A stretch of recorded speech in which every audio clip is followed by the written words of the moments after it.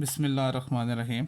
10th class unit number 8 projection of a sides of a triangle, उसका lecture number 8B यानी second theorem जौन सा है theorem number 2 वो हम डिस्कस कर रहे हैं। स्टेटमेंट ये है कि in any triangle the squares on the side opposite to acute angle. अब यहाँ पर जो यहाँ से एक्यूट एंगल जौन सा है यहाँ से नज़र आ रहा है कि अब हमने ट्राइंगल ऐसे बनानी है जिसके एंगल्स जौन से हैं वो शो हो रहे हैं वो एक्यूट एंगल्स हों। ठीक है, तो सबसे पहले हम ट्राइंगल ड्रॉ कर लेते हैं, फिर उसके बाद फिर आगे स्टेटमेंट, ये होल स्टेटमेंट जौन सी बेसिकली क्या ये हमने प्रूव करनी है। ठीक है ना, तो हम यहाँ पर पहले जौन सा है वो ट्राइंगल डिस्कस कर लेते हैं, ट्राइंगल बना लेते हैं। ठीक है, एक्यूट एंगल ट्राइंगल बनानी हमने। ठीक है, यहाँ से और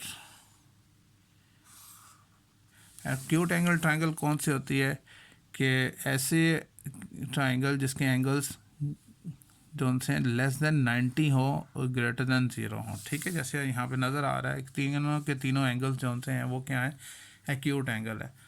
और इसके अंदर हम एक वर्किंग भी कर लें, हमने एक जौन सा है अगर इनको हम नाम दे देते हैं यहाँ पर A, B और C। ठीक है, हम C से एक परपेंडिकुलर ड्रॉ करते हैं AB के ऊपर। ठीक है, यहाँ से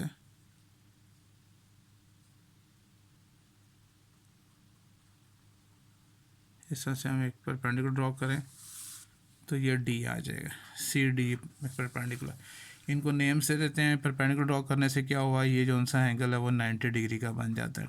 राइट, अच्छा अब हम जो AC एंगल B है इसकी जो अपोजिट साइड AC है इसको स्मॉल b से ज़ाहिर करेंगे। ठीक है, एंगल A है इसकी अपोजिट साइड BC बनती है, इसको स्मॉल a से ज़ाहिर करेंगे।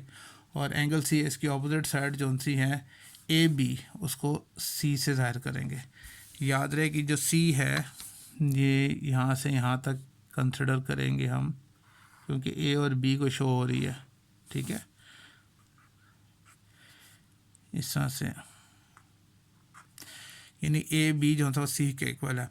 अच्छा, जो प्रोजेक्शन बन रहा है AD का वो भी हम एक्सप्लेन करूँगा। इसको हमने क्या करना है, X से ज़ाहिर करना है और X की जो सी लेंथ होगी वो AD है, वो हम यहाँ पर ये शो कर देते हैं।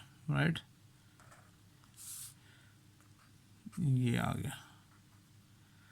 और उसके बाद ये जो परपेंडिकुलर ड्रॉ किया है एज इट इज़ हम इसको H से ज़ाहिर करते हैं। ठीक है, अच्छा अब जो कुछ भी हमने ये वर्किंग जो भी है वो हम गिवन में यहाँ लिख लेते हैं। गिवन में कि पहली बात ये क्या है कि उसी तरह से स्टार्ट लेते हैं जैसा हमने लास्ट थ्योरम में किया था कि हमने कहा था कि ABC इज़ अ ट्राइंगल। ठीक है, वैसे स्टार्ट करते हैं, हम कहते हैं कि ABC इज़ अ ट्राइंगल, ये ट्राइंगल है। और इसमें जो सा है जिसको हमने कंसिडर करना है एक्यूट एंगल, वो हम ए को कंसिडर करते हैं। ठीक है, हैविंग इसी तरह से लिखेंगे, हैविंग एक्यूट एंगल CAB या BAC कर लेते हैं, BAC एट एंगल A। ठीक है ना, A के ऊपर हमने जौन सा वो एक्यूट एंगल है। क्लियर हो गया। फिर हमने क्या किया, हमने ड्रॉ किया CD, एक परपेंडिकुलर ड्रॉ किया, तो लिखेंगे यहाँ पे draw CD that is perpendicular किसके ऊपर है, ऑन AB पर, AB पर ये परपेंडिकुलर है। ठीक है, सो दैट इस तरह से है जिस तरह से हमने वहाँ पे बात की थी, सो दैट कि जो AD है ये क्या है, is the projection, AD is the क्या है, ये प्रोजेक्शन है, ये शेडो है किसका, प्रोजेक्शन ऑफ AC। ठीक है, और ये किसका है, AC का ये प्रोजेक्शन का साया है किसके ऊपर, ऑन AB के ऊपर, ऑन AB। समझ में आ रही है। हमने क्या किया, हमने यहाँ लिखा draw CD perpendicular to AB so that, इस तरह से कि AD जौन सा है वो क्या है, इज़ दी प्रोजेक्शन है, ये किसकी प्रोजेक्शन है, ऑफ AC की प्रोजेक्शन है AD किसके ऊपर है, ए बी पर, ऑन ए बी। क्लियर हो गया। अब उसी तरह से हम इन तमाम साइड्स के जो नेम हैं वहाँ लिख लेते हैं। हम कहते हैं कि टेक, हमने ये कहना है, हम यहाँ से शुरू करते हैं कि जो ए सी है, ठीक है, लाइन सेगमेंट जो ए सी है वो किसके इक्वल है, बी के। इस तरह से ए बी किसके इक्वल है, लाइन सेगमेंट ए बी जौन सा है वो इक्वल है सी के। और थर्ड जौन सा है B C, line segment B C, और वो किसके इक्वल है, ए के। ठीक है, प्रोजेक्शन थी ए डी की, तो ए डी जौन सा है वो equal to line segment A D equal to X है। और एक परपेंडिकुलर हमने ड्रॉ किया था line segment C D, that is equals to H. ठीक है, अब आते हैं प्रूफ की तरफ। अब स्टेटमेंट हम पढ़ते हैं और लिखते हैं भी यहाँ पर टू प्रूव क्या करना है, टू प्रूव। ठीक है, अब देखें यहाँ पर सिंपल, बहुत ही सिंपल है। कहता है the square on the side opposite to the acute angle. अब एक्यूट एंगल हमने इसको कहा है, तो इसकी ऑपोजिट साइड कौन सी बनती है, बी सी। ये जो बी सी साइड है इसका स्क्वायर की बात हो रहा है। The square on the side opposite to acute angle, ये एक्यूट एंगल, इसकी ऑपोजिट साइड कौन सी है, बी सी। तो हम यहाँ पे लिखते हैं कि B C, line segment B C का होल स्क्वायर कहता है इज इक्वल टू किसके इक्वल टू है, to the sum of the squares. ठीक है, सम ऑफ द स्क्वायर्स एक ये है, और वो कौन सी वैल्यूज है जिनके sum of the squares on the sides containing that acute angle. अब एक्यूट एंगल को कौन कौन सी साइड कंटेन कर रही है, एक ए सी और एक ए बी। तो यहाँ पे लिखेंगे क्या, A B, line segment A B और लाइन सेगमेंट ए सी, यहाँ तक। ठीक है, डायमिनिश्ड का मतलब है माइनस। लास्ट थ्योरम जो सा लास्ट लेक्चर में आपने देखा था, यहाँ पर लिखा था टुगेदर का मतलब था प्लस करना, और डायमिनिश्ड का मतलब है क्या है, हमने माइनस करना बाय ट्वाइस होगा किसका, the rectangle contained by one of दो साइड्स। अब उन दोनों साइड्स में से एक साइड जो सी कंटेंट कौन सी कर रहा है, ए बी। ठीक है ना, रेक्टेंगल अगर हम यूँ ड्रॉ करें तो एक साइड जो सी उसको कंटेंट कर रही है कौन सी है, ए बी, और दूसरी कौन सी है, rectangle contained by one of दो sides and the projection on it of the other, और उस साइड के ऊपर जो प्रोजेक्शन है उसके प्रोडक्ट के, यानी ए डी। क्लियर हो गया।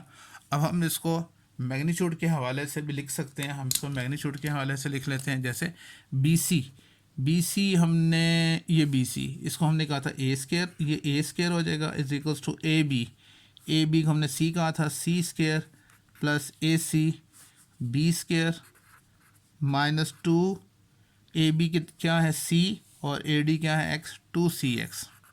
ठीक हो गया। अब हमने क्या करना है, इसको प्रूफ करना है। ठीक है, देखिए प्रूफ में बिल्कुल वैसे ही हमने प्रूफ करना है जैसे हमने लास्ट थ्योरम में, जो पिछले लेक्चर में था, उस थ्योरम में हमने किया था। अब यहाँ पर देखें जो सा है, इस कंस्ट्रक्शन की वजह से, सी डी की वजह से दो राइट एंगल ट्राइंगल बन रही है। एक बन रही है सी डी ए और दूसरी बन रही है सी डी बी। हमने इन दोनों ट्राइंगल्स को बारी बारी डिस्कस करना है। तो दोनों पे डी जौन सा एंगल है, दोनों के लिए राइट एंगल है, 90 का एंगल है। तो इसके लिए भी हम यहाँ पे कह सकते हैं ये भी 90 का एंगल है। ठीक है, हम पहले सबसे पहले ये वाले ट्राइंगल डिस्कस करते हैं। हम कहते हैं in right angle triangle C D A, यहाँ पे लिखेंगे in R T mean right angle, ये एंगल है राइट एंगल ट्राइंगल, कौन सी, सी डी ए। ठीक है, उसी तरह से लास्ट थ्योरम की तरह सी डी ए में एंगल कौन सा है, ये 90 डिग्री किस पे, डी पे है। तो आप यहाँ पर लिखेंगे measure angle C D A is equals to 90 degree, और ये क्या है, हमने गिवन में बात की थी। क्लियर हो गया। अच्छा, उसके बाद इस ट्राइंगल के अंदर हम क्या कर सकते हैं, पाइथागोरस थ्योरम लगाते हैं। और Pythagoras theorem right angle triangle में क्या है, हाइपोटेन्यूज हमारे पास क्या है, ए सी है। तो ए सी का होल स्क्वायर लाइन सेगमेंट, यानी ए सी का whole square is equal to base क्या बनेगी इसकी, A D, line segment A D का whole square plus perpendicular line segment C D का होल स्क्वायर। तो रीज़न क्या लिखेंगे, पाइथागोरस थ्योरम,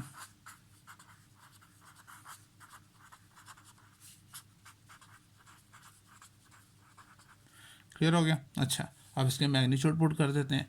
ए सी का मैग्नीट्यूड क्या है, बी स्केयर, तो हम लिखें यहाँ पर B square is equals to A D क्या है, एक्स स्केयर है, और सी डी है हमारे पास एच स्केयर, तो इसको हम नाम दे देंगे 1 का। क्लियर हो गया। अच्छा, अब आते हैं, पहले हमने ये ट्राइंगल डिस्कस की, अब ये वाली ट्राइंगल डिस्कस कर लेते हैं। उसी यही स्टेप्स दोहराएंगे, लिखेंगे in right angle triangle C D B, C D B, इसमें भी राइट एंगल को हमने यहाँ पे लिखना है, लिखेंगे measure angle C D B is equals to क्या है 90 डिग्री, और ये क्या है, ये गिवन है। ठीक हो गया।